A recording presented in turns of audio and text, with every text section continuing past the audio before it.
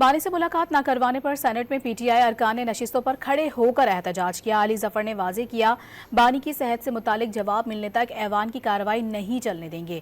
Quorum کی نشاندہی پر اجلاس ملتوی کرنا پڑ گیا۔ قومی اسمبلی میں بھی نامکمل کورم پر اجلاس کی کارروائی پیر تک ملتوی کر دی گئی۔ اسپیکر چیمبر میں پی ٹی آئی وفد نے ایاز صادق سے ملاقات کر کے بانی سے ملاقات کروانے کا مطالبہ دہرایا۔ ایاز صادق نے اپوزیشن کو ایک بار پھر مذاکرات سے مسائل حل کرنے کا مشورہ دے دیا۔ بانی سے ملاقات نہ کرانے کا معاملہ پی ٹی آئی نے پارلیمان میں میدان سجا لیا۔ قومی اسمبلی کا اجلاس کورم کی نظر ہو گیا۔ اجلاس کے آغاز پر ہی رکن اسمبلی محمود شاہ نے نقطہ اعتراض پر بات کرنے کی اجازت مانگی۔ اجازت نہ ملنے پر فوری طور پر کورم کی نشاندہی کر دی۔ اتحادی ارکان کی عدم موجودگی کے باعث اجلاس کی کارروائی 1 دسمبر تک ملتوی کر دی گئی۔ تو کورم از ناٹ کمپلیٹ ہم کر رہے ہیں جب تک ٹل دا quorum is complete.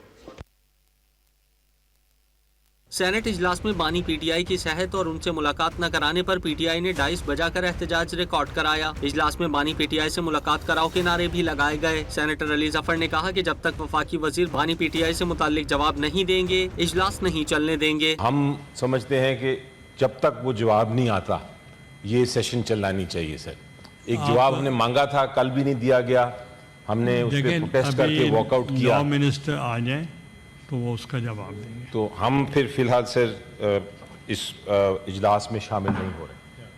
Chairman senate نے بتایا کہ انہوں نے اس حوالے سے اسپیکر قومی اسمبلی سے بات کی ہے، ان سے ملاقات کرانے کا حل نکالتے ہیں۔ اجلاس کے بعد اسپیکر قومی اسمبلی ایاز صادق سے اپوزیشن کے سینیٹرز اور ارکان قومی اسمبلی نے ملاقات کی۔ بیرسٹر گوہر نے بانی سے اہل خانہ کو ملنے کی اجازت دینے کا معاملہ اٹھایا۔ اسپیکر چیمبر میں ہوئی ملاقات میں اپوزیشن رہنما اسد کیسر، سینیٹر علامہ راجہ ناصر عباس، فیصل جاوید، اقبال آفریدی، عاطف خان، ڈاکٹر امجد علی خان اور سردار لطیف کھوسہ بھی شامل تھے۔